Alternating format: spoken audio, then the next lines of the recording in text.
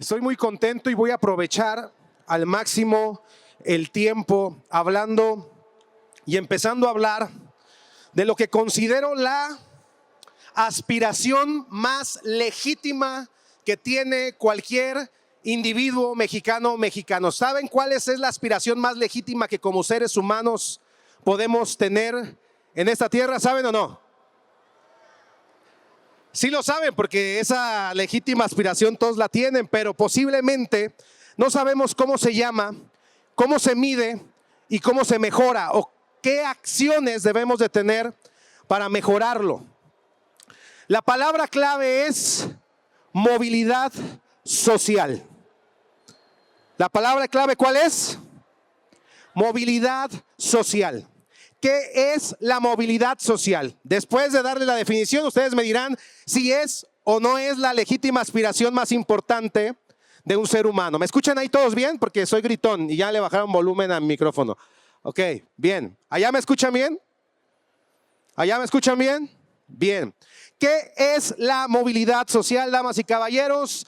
La movilidad social es la capacidad que tiene un ser humano de morir en mejores condiciones que con las que nació. Movilidad social es la aspiración de cualquier ser humano de morir en mejores condiciones que con las que nació. Esa es una definición de Pavlov. Y yo quiero preguntarles, ¿exageré en el momento en que dije que esa posiblemente sea la aspiración más legítima que tenemos todos aquí el día de hoy, sí o no? ¿Cuántos tienen legítimamente esta aspiración? ¿Cuántos no la tienen? ¿Cuántos no van a alzar la mano? Pregunte lo que pregunte. Ahora, me encantaría dejar la explicación de la movilidad social solo entendiendo la capacidad de ascender en una escala socioeconómica, pero también tengo que decir que la movilidad social también es descender en esta situación socioeconómica. Movilidad es la capacidad que tienes de moverte o de transformar tus condiciones socioeconómicas. La calidad de vida está ligada totalmente a esa capacidad. Y quiero darles algunos datos para que entendamos que cuando hablamos de mejorar la calidad de vida, la productividad, la rentabilidad de un individuo, de una organización, de una MIPYME, de un emprendedor, no podemos hacer un análisis si no partimos del supuesto apropiado. Miren, damas y caballeros, hoy en día están de moda los consejos millonarios, es decir, esos consejos que aparentemente le aplican a todos y que si todos lo siguieran, entonces todos tendrán una excelente calidad de vida, ¿sí o no? Esa es la información que nos encontramos en las redes sociales. La realidad es otra, ¿por qué? Porque cada uno de nosotros en la vida partimos de un puerto distinto. Cada quien no eligió el punto en donde tú iniciaste a construir tu calidad de vida. No es lo mismo en México nacer en San Pedro Garza García que nacer en una comunidad de Oaxaca. ¿Sí o no? No es lo mismo nacer en el núcleo de una familia funcional que nacer en el núcleo de una familia disfuncional. Todos esos criterios que si voy y los describo van a condicionar el punto de partida en el cual estás tú. Y entonces, por esa simple razón, no existen fórmulas mágicas para el desarrollo y el progreso. Lo que existen son realidades que en tanto seamos más conscientes de entenderlas, tendremos la capacidad de poder controlar ciertas variables que nos permiten ascender o descender. Fíjense nada más este dato. 50 millones de personas en México, son datos del Coneval, de INEGI más o menos. Ahí hay una diferencia entre 2 y 3 millones según la fuente. 50 millones de personas en México hoy en día están viviendo una realidad de pobreza. Ahora, nosotros posiblemente desde nuestro privilegio podríamos no entender estructuralmente qué es o cómo vive una persona en pobreza. Pero una persona en pobreza en México es aquella persona que no cuenta por lo menos con 3 o 2 de las 5 condiciones estructurales de servicios básicos para vivir: agua, luz, vivienda, alimentación y salud. Bueno, en México hay 50 millones que no tienen por lo menos 3 de esas. Y yo pregunto, ¿a alguien que no tiene seguridad, vivienda, alimentación y salud puede vivir en un estado de bienestar que le permita desde esa condición construir sus capacidades, capacitarse, educarse, emprender y tener movilidad social? Muy complicado, ¿sí o no? A veces nosotros mismos, que venimos de una generación distinta, porque eso estamos hablando que son los primeros 2 niveles de la pirámide de movilidad social. 50 millones de mexicanos están acá. Pero fíjate, el ingreso promedio de esos mexicanos está entre 5,000 y 6,000 pesos familiar. Familiar. Ahora, hay una capa socioeconómica, no me gusta decirles clases porque en la categoría es correcto decir clases sociales, pero hoy en día en el burgo es considerado como clasista, pero la realidad es que esto es una categorización, no es para fines ni de despreciar a alguien o discriminar a alguien. Es una categoría que se describe y que describe la INEGI, el Coneval, la OIT y la OCDE para saber en qué condiciones y en qué distintas realidades vive la gente en el mundo. Después del nivel de pobreza está algo que se llama pobreza emergente. ¿Qué es la pobreza emergente? Hay 25 millones de personas en la capa social denominada pobreza emergente. ¿A qué le suena pobreza emergente? Gente que está en una situación de pobreza, pero ¿está qué? O sea, está teniendo movilidad social. Y hay una característica súper especial en este segmento específico. Primer característica, este segmento, a diferencia del segmento pobre de México que invierte entre un 4 y un 5% en su educación, este segmento le está apostando del 15 al 20%. ¿Por qué? Porque tiene las condiciones estructurales para dedicarle ese porcentaje a su educación. Porque posiblemente es la historia. El segundo dato súper importante es que en la pobreza emergente o clase media baja, también en otras escalas les conocen así, está el 90% de los profesionistas de México. Interesante dato, ¿no? El 90% de los profesionistas en México están en una escala de pobreza emergente. Es esta capa social en donde sus padres o las circunstancias o sus condiciones materiales les dio la oportunidad de estudiar. A ver, ¿cuántos de aquí estudiaron una carrera universitaria gracias a sus padres? Alce su mano. ¿Cuántos de ustedes, sus padres, no tuvieron una carrera profesional? Alce su mano. Sus padres, en una legítima aspiración de movilidad social, se olvidaron de su movilidad intergeneracional pensando en una movilidad transgeneracional. ¿Sí o no? Ahora, déjenme darles datos más tristes todavía. Bueno, no necesariamente son tristes, son los datos, ¿verdad? Ya cada quien sabrá si es triste o no con eso, pero ¿cuánto gana si ser profesionista promete movilidad social, es decir, tener mejores condiciones de vida, estadísticamente, exactamente cuánto mejora la calidad de vida? El IMCO, el Instituto Mexicano para la Competitividad, dice que la diferencia entre una persona que estudia en la universidad y no le estudia son 6,000 pesos. Es decir, el promedio nacional de alguien que no tiene universidad son 6,000 pesos. El promedio nacional de alguien que tiene universidad son 12,000 pesos. Ahora, el promedio nacional, si te vas al sur, es menos. Si te vas al norte, es más, un poco más. Pero el promedio son 12,000 pesos. ¿Estudiar en la universidad da movilidad social, sí o no? Sí, el doble. Pero sigue siendo bien poquito, Cristian. Esa es otra cosa. Efectivamente, 12,000 pesos no te saca de la escala de pobreza emergente. Ahí les van otros datos. De cada 100 personas que ganan 12,000 pesos al mes, solo 9 personas van a lograr escalar sus ingresos a un rango de 45,000 pesos. Y se van a tardar entre 10 y 15 años. ¿9 de cuántas? De cada 100.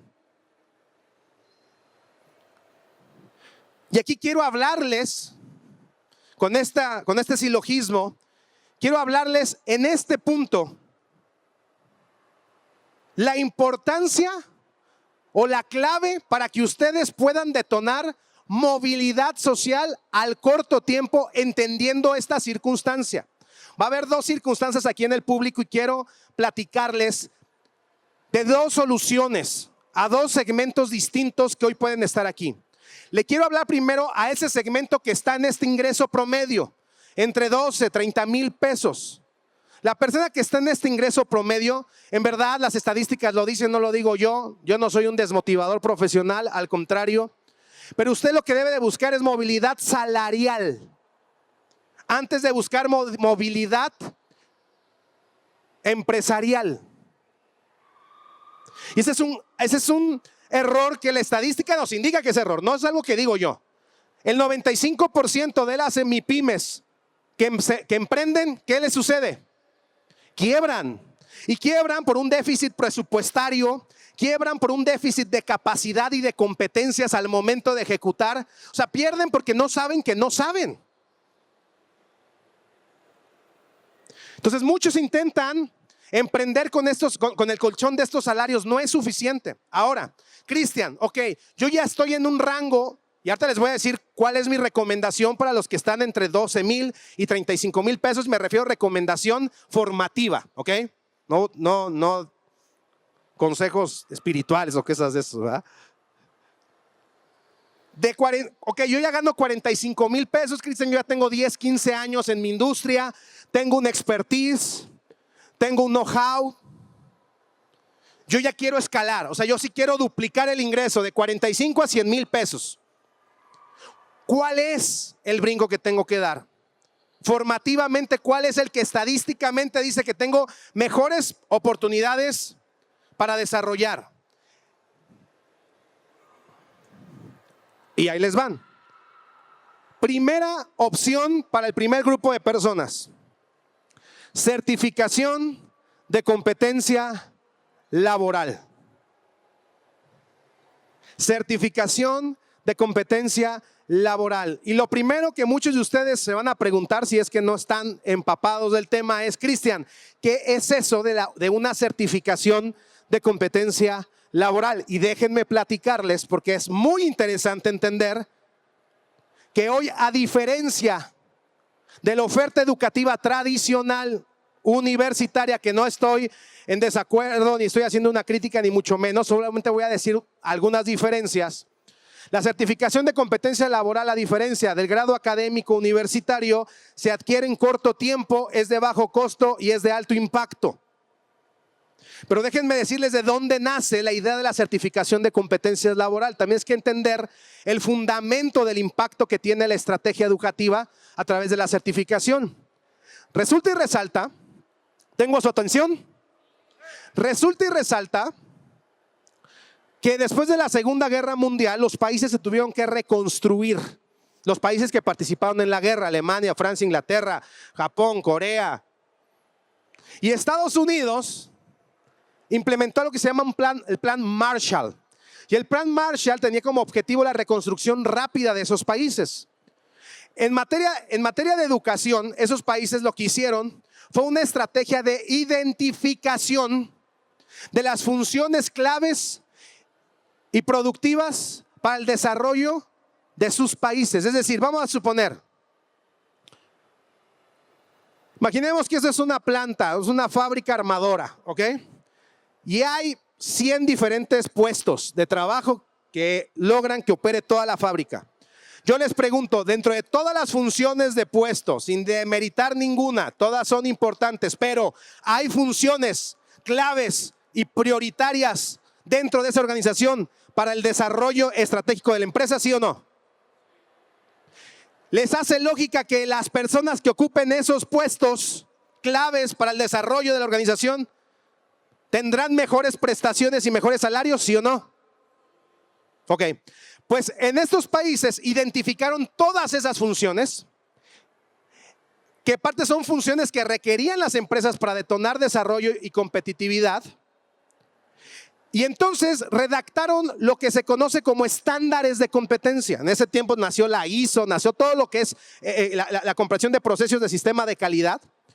Hacen los estándares y después de identificar y hacer los estándares, ahora esos países subsidiaron y promovieron que las personas se capacitaran en esas funciones, se certificaran y después metieron a esas personas capacitadas, certificadas bajo el estándar internacional, o sea, la mejor práctica, y las insertaron en los puestos claves de trabajo y entonces las empresas florecieron. ¿Me van siguiendo con el silogismo? Eso fue lo que hicieron los países que en ese momento lograron detonar productividad y con eso sostuvieron la globalización y el fordismo y toda esta estandarización a nivel mundial que se requería para poder producir y ser más rentables y generar crecimiento económico. Ahora, en México, esto llegó en 1994 a raíz de la firma del Tratado de Libre Comercio. A México se le pide reestructurar muchas de sus políticas económicas, sociales y educativas para que México fuera un país más atractivo para el fenómeno más importante que desde ese entonces se avecinaba en México, que era el fenómeno del nearshoring. ¿Cuántos han escuchado de este concepto, al ser humano? Es el concepto y si no se lo voy a explicar muy fácilmente. ¿Qué es el nearshoring? Es la relocalización estratégica de empresas del extranjero ubicadas en Asia, en lugares estratégicos del país con mayor consumo del mundo, que es Estados Unidos. Desde ese entonces se sabía que eventualmente una guerra comercial con China relocalizaría un mundo de capital para el desarrollo de esos países. Desde ese entonces sabía. Y se empezó a construir un ecosistema formativo, jurídico, laboral, que empecé a cambiar el paradigma de capacitación en el país.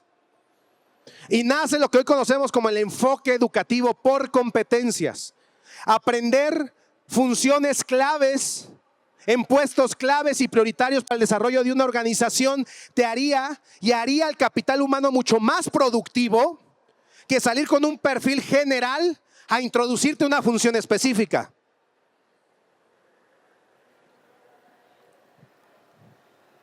Entonces en México se empezaron a identificar las funciones claves y prioritarias para el desarrollo de nuestro país. Y hoy en día están publicadas y ustedes pueden tener acceso a ellas en la página de Gobierno de México, en el Sistema Nacional de Competencias, Registro Nacional de Estándares de Competencia. Anótelo por favor si usted sí va a ir a revisarlo. Porque al finalizar la charla lo único que lo único que entiende es que usted tiene que ir a revisar qué estándares de competencia están en su sector. Porque quien la va a cachar, la va a cachar. En tu sector hay ya estándares de competencia. Y si existe el estándar de competencia es porque ese estándar de competencia es descrito como una función clave y prioritaria para el desarrollo del país. Y si existe la competencia es porque hay puestos vacantes, libres dentro de la cadena productiva de tu sector que están esperando gente certificada en esas funciones. Por lo tanto, se convierte en un hack para tu inserción profesional en esos puestos. ¿Cuál es la buena noticia? Certificarte en un estándar de competencia te llevará de 3 a 4 meses máximo. El precio es sumamente accesible para el nivel de un profesional, de un profesionista. Y según el estudio Nortem, te puede llevar a ganar hasta el triple del promedio nacional. Entonces, mi primera recomendación para los que están buscando movilidad salarial, mejores condiciones de trabajo es vayan y busquen en qué estándar de tu sector se pueden certificar y después, evidentemente, de buscar ese estándar, tienen que ir a buscar sus oportunidades, ¿no? Porque muchas veces dicen, pues yo tengo como 3 estándares y no me han llegado a tocar la puerta de mi casa ofreciéndome trabajo. No funciona así. Cuando tú creas un perfil competencial es con la idea de irte a insertar a un puesto que sabes que quieres tener, que te identificas, que te gusta y que aparte puedes generar de esa actividad económica la legítima aspiración que tienes de tener movilidad social. Ahora, ese es mi consejo para los que están buscando movilidad salarial, ¿ok? Cristian, yo ya estoy en un punto de mi vida en donde quiero emprender. ¿Cuál es la actividad económica que tiene mejor probabilidad de éxito? Entendiendo mi circunstancia. Se llama prestación de servicios profesionales de forma independiente. Esa es la primera actividad profesional que yo y muchos expertos recomiendan para las personas que quieren dar el salto. Fíjense, no es ir a comprar una franquicia, no es ir a vender a poner un restaurante, no es, ¿sí me explico? Porque ahí es donde la mayoría se equivocan. Si tú tienes una carrera profesional, tu actividad profesional es la que puede ser mejor monetizada. Ahora, prestar servicios de forma independiente te va a llevar a 2 actividades forzosamente: consultoría y capacitación. Y estas 2 actividades hoy están consideradas como actividades profesionales claves para el desarrollo del país. Pero saber realmente capacitar como un consultor acreditado, autorizado, no salir a decir que vas a compartir tu experiencia XO, no, es dar un servicio profesional en el sector en el que estés. Prestarte servicios de capacitación. Yo cuento mucho mi historia porque yo estuve en ese momento cuando decidí emprender hace 10 años. Hoy ICE México está cumpliendo 10 años. Pero hace 10 años, ¿cuánto tiempo me queda? ¿Me pueden decir? ¿30 minutos? Ok. ¿Ya se aburrieron? ¿Les está interesando los datos? Ok. ¿En qué estaba? 10 años en la empresa, ahí les va. Hace 10 años yo tenía 23 años, una hija recién nacida y mi bella esposa. Estábamos recién egresados, yo venía de una vida muy precoz emprendedora desde los 14 años y cuando decidí prestar servicios profesionales, mi deseo era capacitar a las demás personas. Pero tengo que ser sincero, era un deseo más emocional que lógico, porque realmente no tenía ninguna credencial para yo decir que podía capacitar a otros, pero eso no lo sabía. Yo lo que entendía es, si yo me voy a dedicar a capacitar y yo logro tener un aval curricular, creo que me daría más credibilidad a mis servicios y tendría más posibilidad de éxito porque tengo 23 años y pues como por qué yo voy a capacitar a los demás. Y eso me llevó a conocer el Sistema Nacional de Competencias. El Sistema Nacional de Competencias, lo primero que yo hice fue certificarme en el estándar de competencia 217.01, que es el estándar de impartición de cursos de formación de capital humano de manera presencial y grupal. La recomendación que me dieron, ¿quieres dar cursos? Sí. ¿Por qué no te certificas para dar cursos? Y te certificas con la Secretaría de Educación Pública y bajo un estándar que creó un comité tripartito, la academia, la ciencia y la industria. Voy, me certifico y en ese momento entiendo que no todo el que sabe enseñar. Que no todo el que enseña sabe y que no todo el que enseña y sabe sigue aprendiendo. Que una cosa es ser profesional en lo que haces y otra cosa es saber enseñar lo que haces. Y ahí fue cuando tuvimos la visión de en ICE México de llevar esta certificación a todos los instructores de todos los rincones del país. Y hoy, la verdad es que no tengo dado exacto del número de instructores que hemos certificado, pero hemos certificado más de 50,000 instructores y acreditado a más de 3,000 empresas que se dedican a capacitar con base en estos estándares de competencia. Porque la capacitación, damas y caballeros, es un concepto bien interesante que todos hablamos de la palabra capacitación, pero pocos entendemos qué significa la palabra capacitación. La palabra capacitación significa habilitar. ¿Qué significa la palabra? Habilitar. ¿Habilitar a qué? Dos cosas, según Piaget. A la inserción de la sana convivencia social, fíjense. Y en ese modelo económico, a la productividad laboral. La capacitación en este capitalismo, tiene dos funciones. Insertarte al saber convivir y insertarte al saber trabajar. Porque estas dos cosas son las actitudes básicas, ¿para qué? Pues para estar, ¿sí o no? Para el bien. Esa es la lógica de la capacitación. Y la capacitación te habilita, es decir, nosotros no nacemos capacitados, ¿verdad? Nosotros no nacemos con aprendizaje, los vamos adquiriendo. Y algo súper interesante que a veces no entendemos es que la ruta lógica de desarrollo competencial es una ruta súper bien diseñada en la educación. Ahí técnicamente se llama taxonomía, la clasificación del aprendizaje. Nosotros iniciamos conociendo, después pasamos a comprender las cosas, después a ejecutarlas, después a analizarlas, después a sintetizarlas.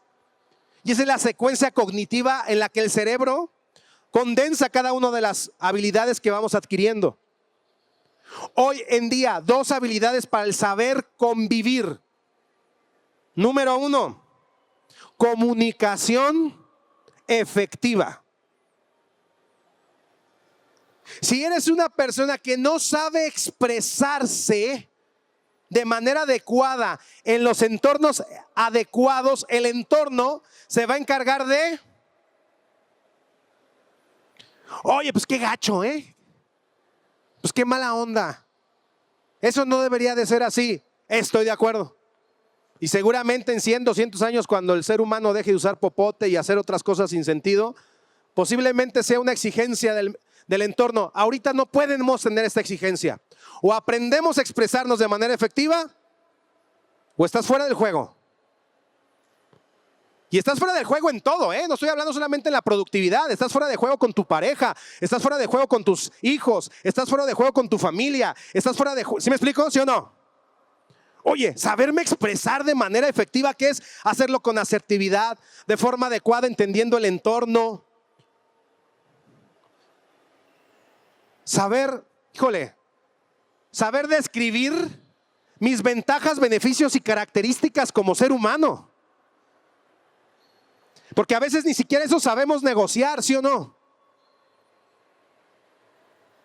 Algo que nosotros enseñamos mucho en un programa que se llama Plan de Carrera Profesional, en donde acompañamos al profesionista a hacer un diagnóstico de sus competencias y perfilarse para un puesto específico que él elige de trabajo. Lo que le decimos, mira, lo más sencillo va a ser ponerte a estudiar. Lo más complicado va a ser el día que cuando tengas tú las evidencias de tu perfil profesional y la experiencia, te pares enfrente de la puerta de tu jefe y sepas pedir un aumento, un ascenso o lo que a ti es lo que te conviene. Porque en la vida, damas y caballeros, esto lo dice un superautor llamado Alex Day, no tienes lo que te mereces, campeón, sino lo que sabes negociar. Si no aprendemos a negociar, a hablar, a tener una conversación efectiva, estamos fuera del juego, ¿sí o no? ¿Quieren saber cuál es la habilidad más importante ahorita según todos los estudios de la OCDE a nivel mundial para la inserción laboral? Ya les dije de de comunicación, es impacta en las dos. ¿Saben cuál es la laboral? Se van a ir para atrás. A ver, quien la adivine, los que saben no digan.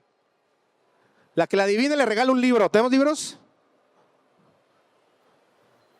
Este libro es El futuro de la educación superior en México. Fue el libro que presentamos en el Senado de la República y que hoy tiene a más de 5 iniciativas de ley cocinándose para transformar la educación del futuro. A ver, ¿quién me dice cuál competencia creen que es clave? ¿El qué? Acoplamiento, no. ¿Cuál? Ventas y negociación, no. Empatía, no, esa es una competencia blanda. Ya la dije esa, no, atrás. Trabajo en equipo, ser transversal. Ahorita voy a explicar la diferencia entre competencias duras, blandas y transversales. Súper interesante eso. No. Hablar en público, no. Ya, no manchen, voy a regalar todos el libro. Y casi, análisis de datos, pero ¿en dónde?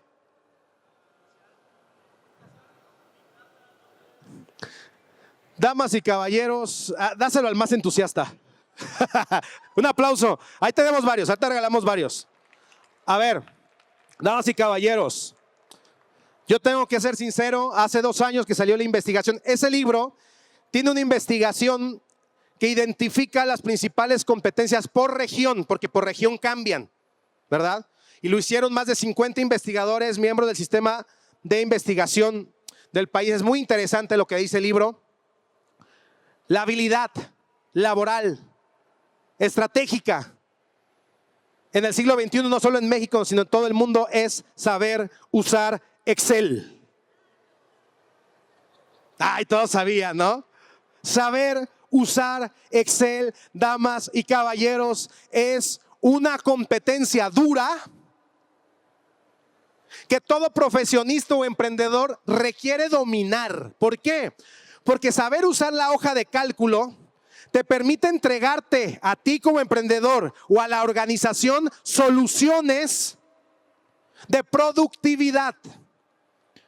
Desde llevar una base de datos hasta administrar una MIPYME completa. CRM, ventas, inventarios, logística, ¿sí o no? Quien no sabe usar una herramienta como esas no es productivo dentro de su sector porque no sabe diseñar soluciones. ¿Quién es el más rentable en el sector productivo? Quien sabe detectar necesidades y presentar soluciones. Él es el que logra los puestos directivos y gerenciales de las empresas. Y el Excel es básico. Y muchos dirán, bueno, y es que yo veo a mi jefe director que él no hace los Exceles. Pues puede ser que no, pero los debes de entender. Y debes de saber analizar el dato. El análisis de datos. Obviamente, detrás de eso es analizar datos. Pero eso es súper interesante. Ahora, algo súper interesante también es lo que me preguntaban. Cristian, ¿qué pasa entonces con el trabajo en equipo, con liderazgo, con todas estas habilidades blandas? Ok.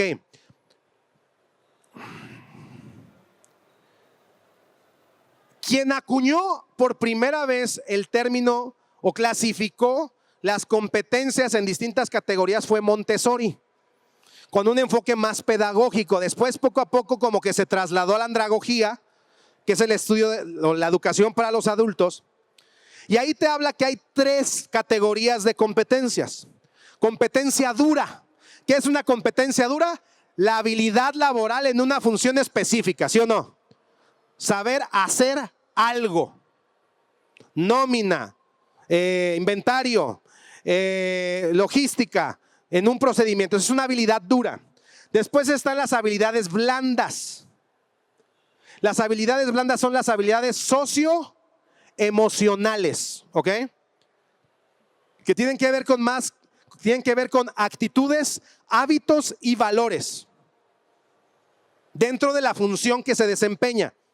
Respeto, responsabilidad, orden, limpieza, etcétera. Y las habilidades transversales son aquellas competencias que atraviesan el correcto funcionamiento de alguna competencia dura. Ejemplo, en cualquier competencia dura se requiere el trabajo en equipo, ¿sí o no?